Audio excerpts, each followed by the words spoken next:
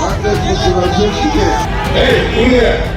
ಮತ ಚಲಾಯಿಸಿ ಅವರನ್ನ ಲೋಕಸಭೆಗೆ ಕಳಿಸಿಕೊಡಬೇಕು. ಅವರು ಲೋಕಸಭೆಗೆ ಹೋದರೆ ನಿಮ್ಮ ಧ್ವನಿಯಾಗಿ ಪಾರ್ಲಿಮೆಂಟ್ನಲ್ಲಿ ಇರ್ತಾರೆ. ಯಾಕಂತಂದ್ರೆ ಬಿಜೆಪಿಯವರು ಯಾರು ಕೂಡ ಬಾಯಿ ಬಿಡಲಿಲ್ಲ.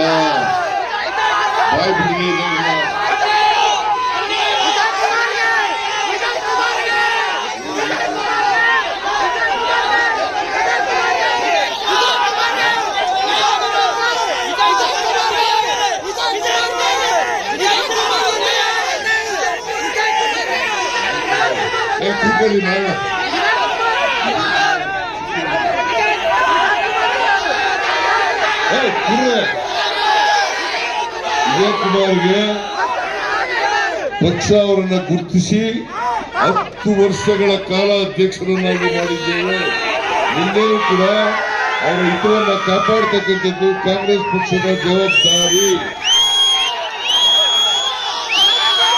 ಹೇಳಿ ನಮ್ಮ ಅಭ್ಯರ್ಥಿ ಕಾಂಗ್ರೆಸ್ನ ಅಭ್ಯರ್ಥಿ ಅವರು ಅತ್ಯಂತ ಸರಳ ವ್ಯಕ್ತಿ. ಮತ್ತೆ ಈ ದೇಶದ ರಾಜಕಾರಣವನ್ನ, ಕರ್ನಾಟಕದ ರಾಜಕಾರಣವನ್ನ ಅರ್ಥ ಮಾಡ್ಕೊಂಡಿರ್ತಕ್ಕಂಥ ವ್ಯಕ್ತಿ.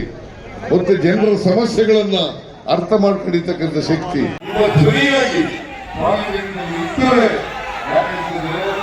ಬಿಜೆಪಿಯವರು ಯಾರು ಕೂಡ ಬಾಯಿ ಬಿಡಲಿಲ್ಲ.